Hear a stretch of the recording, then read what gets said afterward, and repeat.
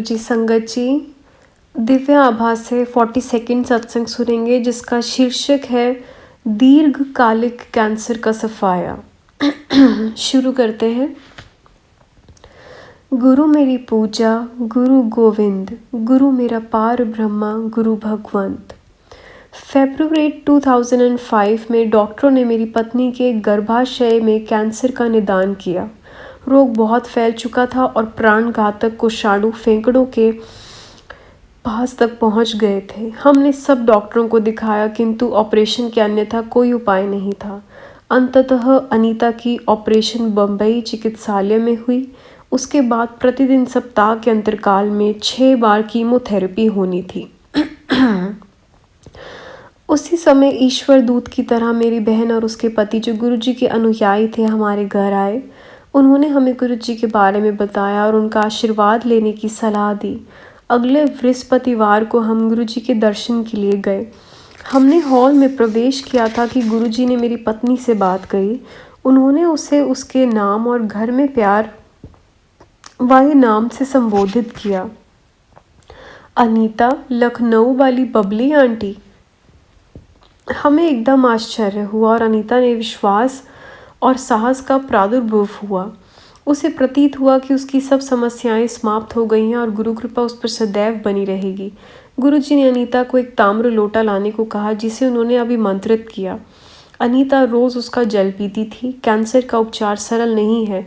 Chemotherapy और उसके दुष्प्रभाव, बालों का झड़ना, जी मचलना, उदासी आदि अत्यधिक होते हैं।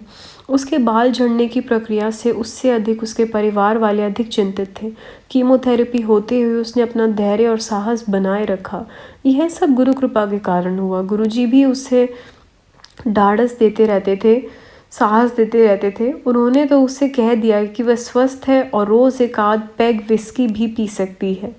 इन्हीं दिनों गुरुजी ने बताया कि हमारे पुत्र का प्रेम विवाह होगा और ऐसा ही हुआ। उसने अपनी पसंद की कन्या के सामने विवाह का प्रस्ताव रखा तो वह सहर्ष मान गई। उन दोनों को हम गुरुजी के पास लाए और उनका आशीर्वाद दिलवाया। अनीता को कैंसर हुए अब 3 वर्ष हो गए हैं। उसमें उस रोग के कोई लक्षण नहीं है और वह दोबारा पहले की तरह मिलनसार हंसमुख है। गुरुजी ने उस पर दया करके उस स्वस्थ घोषित कर दिया है। समस्त परिवार के सदस्य मित्रगण और उसके डॉक्टर भी उसे स्वस्थ देखकर गुरुजी द्वारा दिए गए नए जीवन में आनंद उठाते हुए देखकर अति प्रसन्न है। गुरुजी का हमारे जीवन में आगमन कितने उचित समय पर हुआ। अनीता के कैंसर का निदान हुए 7 महीने ही हुए थे कि मेरे हृदय की 3 धमनियां बंद मिली। गुरुजी ने मेरी चिकित्सा अपने विधि से करी। यद्यपि मैं उनके पास अपनी एंजियोग्राफी के उपरांत किया था, उन्होंने मुझे तुरंत ऑपरेशन करवाने से मना कर दिया। मेरे कुछ बोलने से पहले ही उन्होंने पूछा कि क्या मैंने टेस्ट करवाया है।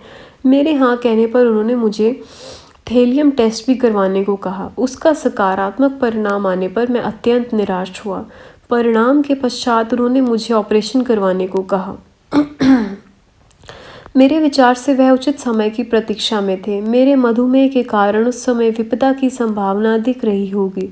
उस अंतराल में अनीता लगातार गुरुजी के दर्शन के लिए जाती रही। उन्होंने मुझे भी आशीष दी और मेरे वापस आने पर बोले कि उन्होंने हम दोनों को नया जीवन दान दिया है। यह कदाचित सत्य भी है। अनीता बिल्कुल स्वस्थ है। मेरे पुत्र का विवाह उसकी इच्छा से हुआ। दोनों प्रसन्न हैं।